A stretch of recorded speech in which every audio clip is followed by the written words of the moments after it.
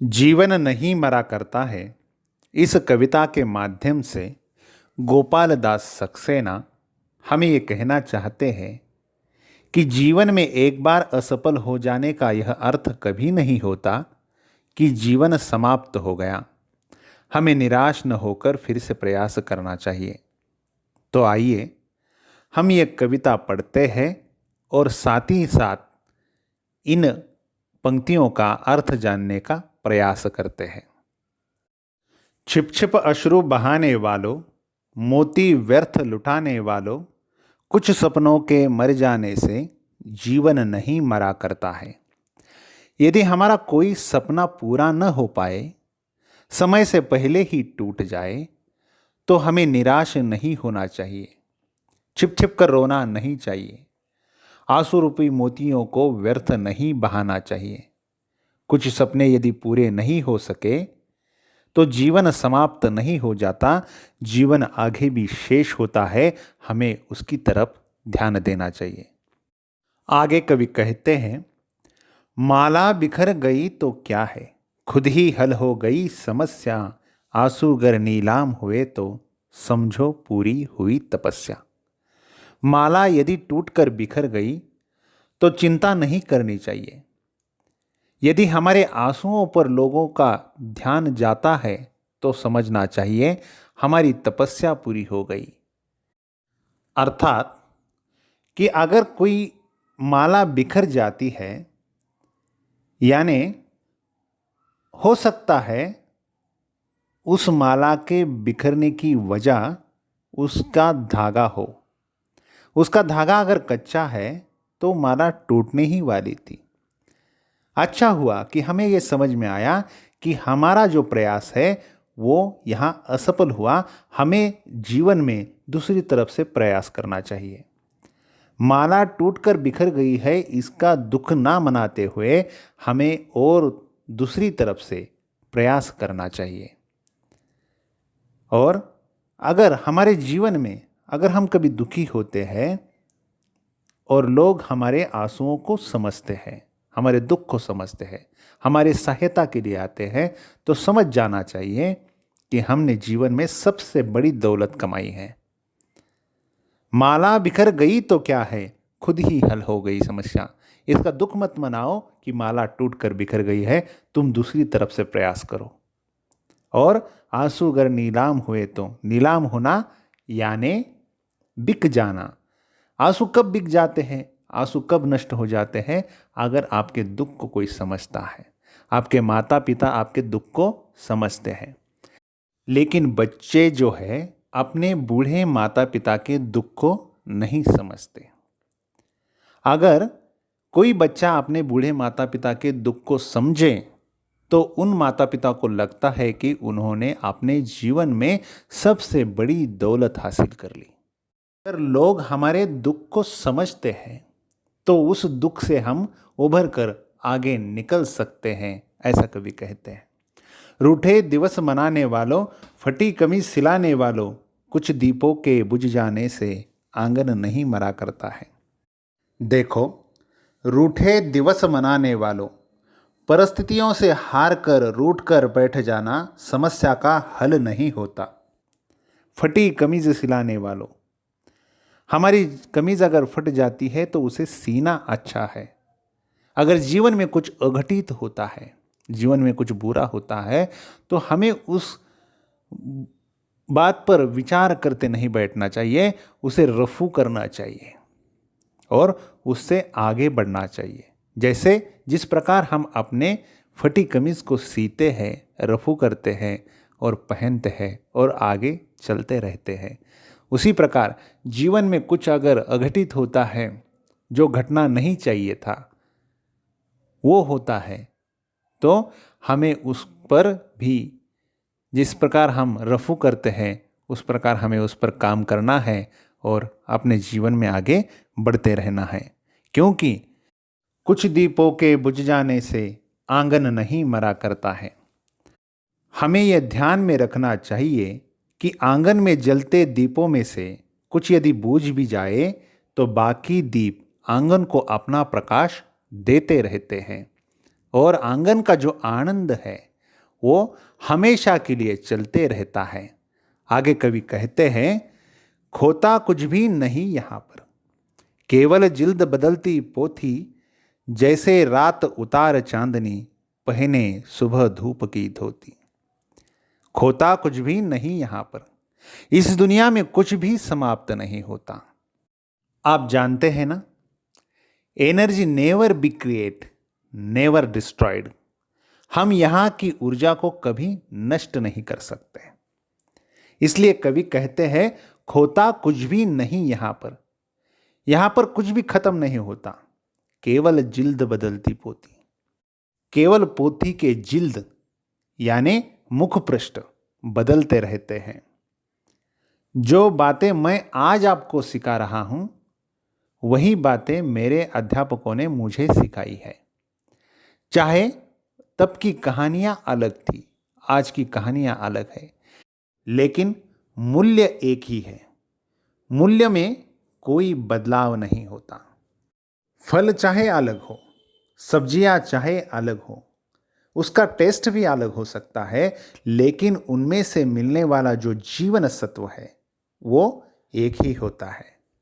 यानी ये जो पूरा संसार है ये अंदर से एक ही है, लेकिन ऊपर का जो रंग है वो उसका अलग है, वो अलग दिखाई देता है, अलग मालूम होता है।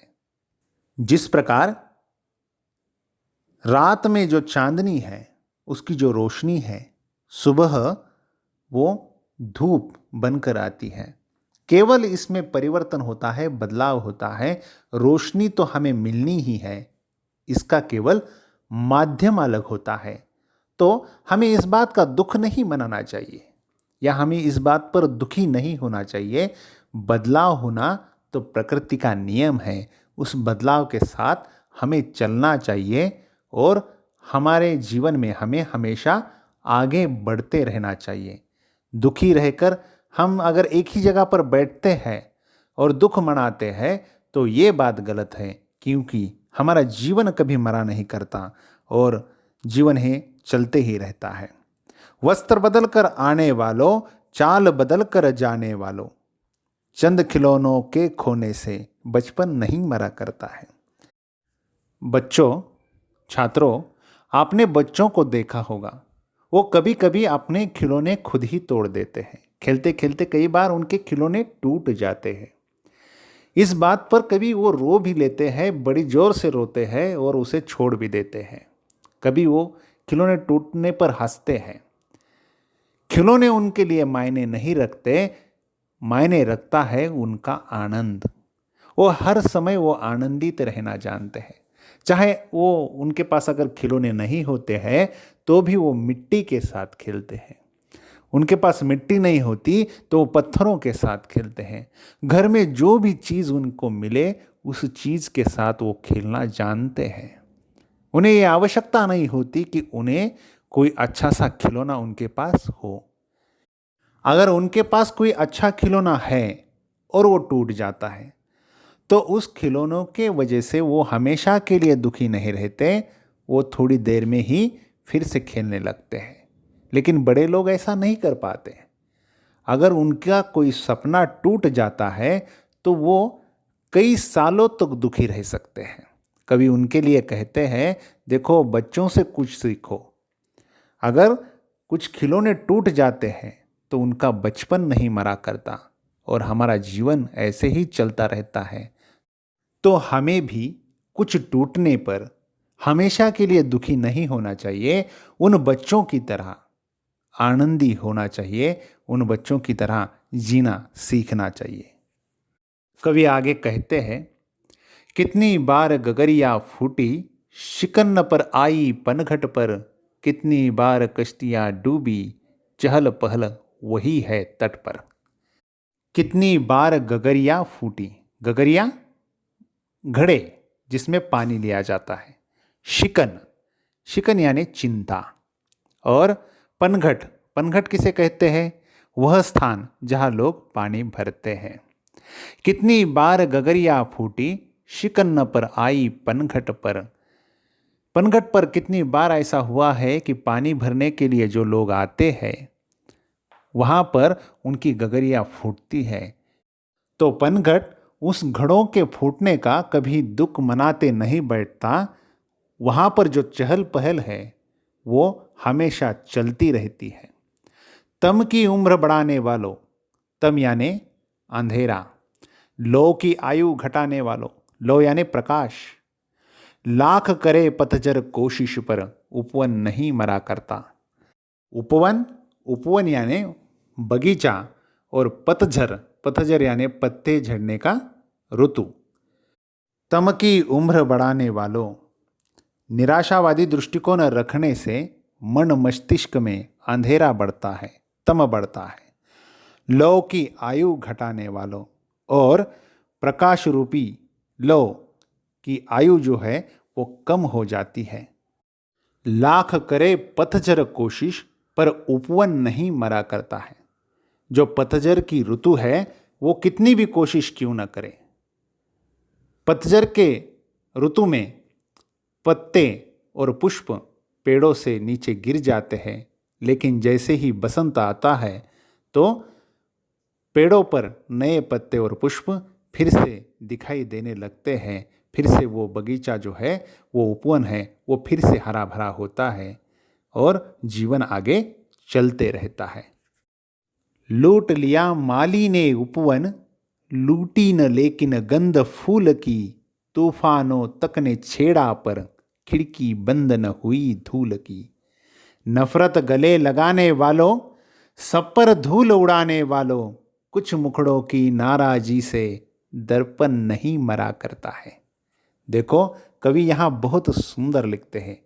लूट लिया माली ने उपवन, माली जो है उपवन से, उस बगीचे से फूल, पत्ते, फल सब ले सकता है। लूटी न लेकिन गंध फूल की, लेकिन फूल की जो गंध है, जो सुगंध है फूलों से आने वाला, उसे कोई नहीं चुरा सकता, उसे कोई लूट नहीं सकता, क्योंकि फूलों की वह विशेषता है। कवि कहना चाहते हैं कि आपकी जो विशेषता है वो कोई आपसे छीन नहीं सकता। इसलिए प्रयास करते रहो और काबिल बनने के लिए हमेशा प्रयास करते रहो। हो सकता है आपकी कामयाबी कोई छीने, लेकिन आपकी जो काबिलियत है कोई छीन नहीं सकता। तूफानों तक ने छेड़ा पर खिड़की बंद न हुई धूल की। देखो, तूफान तो आते जाते रहते हैं, लेकिन सुगंध के जो स्रोत होते हैं उनका वो कुछ बिगाड़ नहीं सकते। नफरत गले लगाने वालों, सब पर धूल उड़ाने वालों, कुछ लोग ऐसे होते हैं वो हमेशा नफरत का भाव मन में रखते हैं और हमेशा दूसरों को कुछ बुरा भला कहते रहते हैं, हमेशा दूसरों पर धूल उड़ाते रहते हैं, लेकिन वो ये बात नहीं जानते, कुछ मुकड़ों की नाराजी से दर्पण नहीं मरा करता है। यानी जो लोग दूसरों पर धूल उड़ाते हैं, निंदा करते हैं, उन्हें यह समझना चाहिए कि दर्पण का जो काम है वो केवल सच्चाई दिखाना है। अगर आज आप लोगों को बुरा कहते हो तो एक ना एक दिन आपको आपकी सच्चाई भी अवश्य मालूम होगी, पता चलेगी। इसलिए आप सुधर जाओ और जीवन में कुछ अच्छा करने की कोशिश करो, प्रयास करो, और जीवन कभी नहीं मरा करता, जीवन आगे चलते रहता है। तो हमें भी जीवन के साथ चलते रहना चाहिए। बदलाव तो प्रकृति का नियम है, लेकिन बदलाव करते समय हमें अपनी सकारात्मक सोच को कभी नहीं छोड़ना चाहिए। नकारात्मक सोच अगर हम रखते हैं तो हमारे जीवन में अंधेरा हो सकता है। हमें लोगों की आयु कम नहीं करनी है, हमें अपने जीवन में प्रकाश को अनुभव करना है। इसलिए हमें सकारात्मक सोच रखनी है और जीवन हमेशा आगे चलते रहता है।